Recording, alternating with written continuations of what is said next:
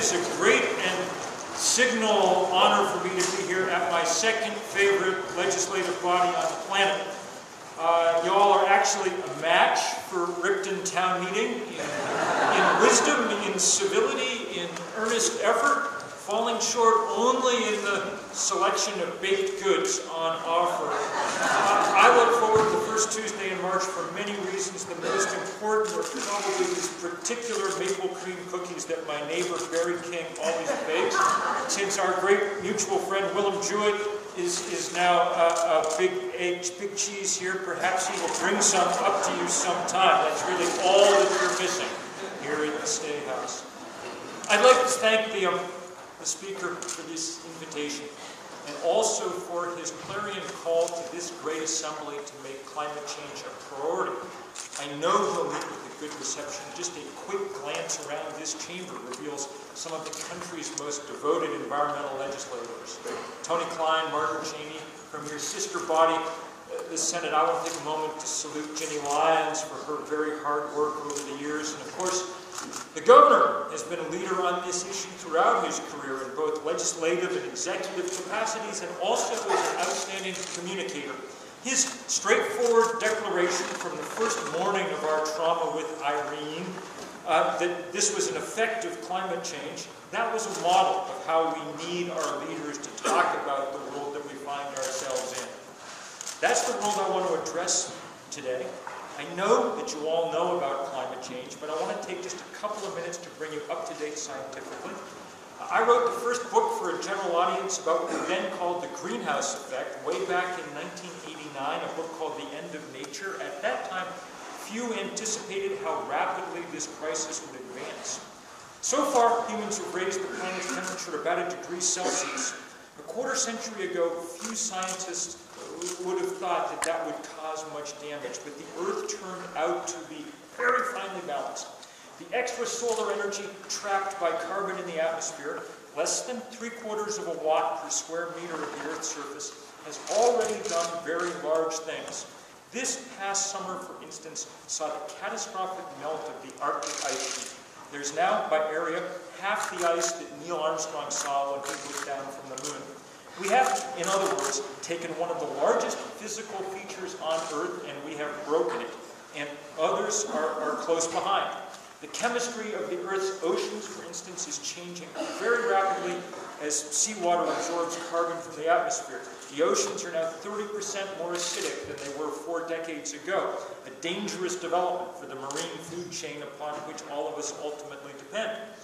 For those of us who dwell on land, however, the most conspicuous changes have to do with hydrology, with the way water moves around the planet. If you want one physical fact to understand this century, it's simply that warm air holds more water vapor than cold. The atmosphere is 5% wetter on average than it was 40 years ago, a staggering shift that more than anything else signals that we've left behind the Holocene, the benign 10,000-year period of climatic stability that underwrote the rise of human civilization.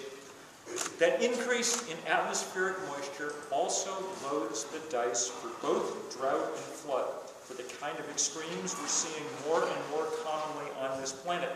The scientists have long linked extreme weather to our new heat, but in the last few years they've been joined by the part of our economy that we ask to analyze risk.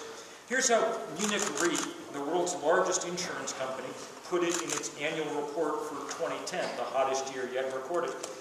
Globally, locally, they said, loss-related floods have more than tripled since 1980, and windstorm natural catastrophes more than doubled, with particularly heavy losses from Atlantic hurricanes. This rise cannot be explained without global warming, unquote. So, let's think about Vermont for a minute. Even before Irene, it was clear that things were very different here. Choose your date. Ice out dates, lilac bloom, start of the sugaring season. Most obvious was the more than 85% increase in severe rainstorms, the gully washers that do farmers no good and cause a world of trouble for road crews. I've always found the easiest public officials to talk about global warming with work in municipal departments of public works. They spent the last decade trading out small culverts for bigger ones because the old book, the old rules of thumb, no longer apply. As one mayor in Australia said on Monday, after the second great flood of his tenure, these storms are supposed to be 1 in 100-year events, not 1 in 2-year events. Okay? For us, Irene was the defining moment. It saw the greatest rainfall in the state's history, 11.23 inches recorded in Mendon. Now, if any place should have been able to cope with all that rain, it should have been Vermont.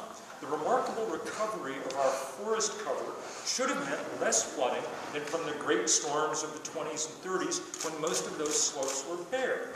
But this was just too much water. It wasn't just off the charts, it was off the wall the charts were tacked to.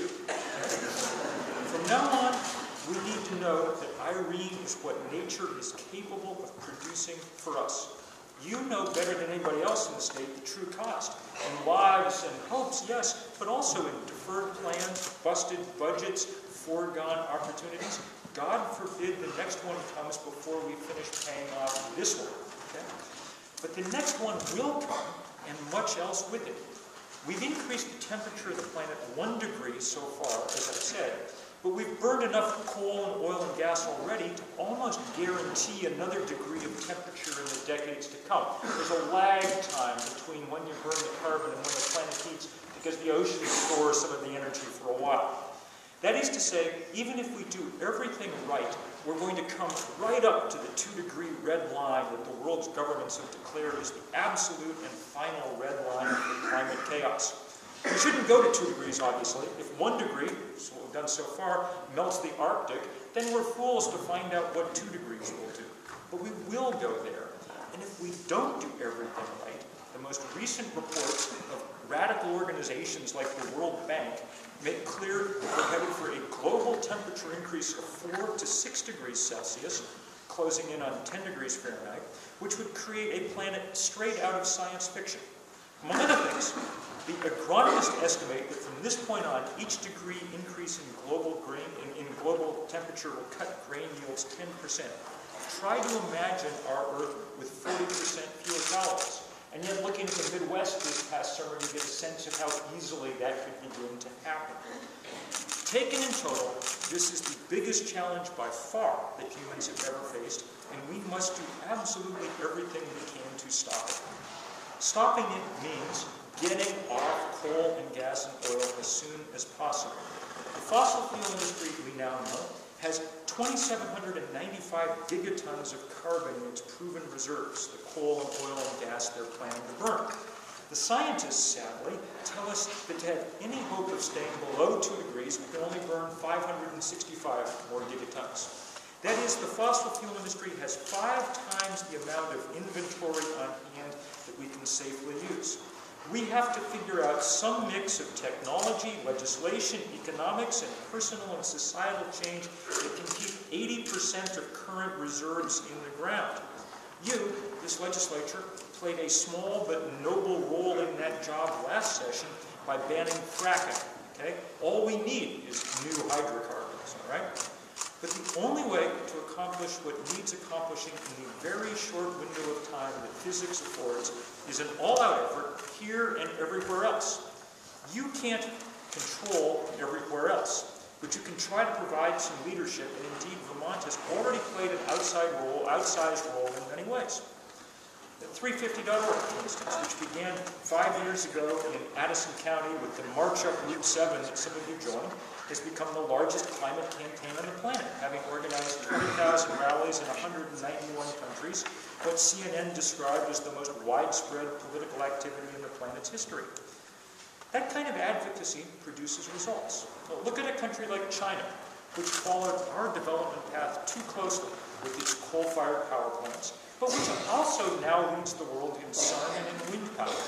I can tell you that when I'm in China, and I was there last year doing a big piece for the National Geographic, I invariably find mayors and provincial chiefs who have met alumni of Efficiency Vermont, okay, as they spread out around the planet with their wisdom, a pretty singular wisdom about how to deal with things like electric rates and efficiency conversion. In fact, many Chinese officials I've met know of two American states, California and Vermont.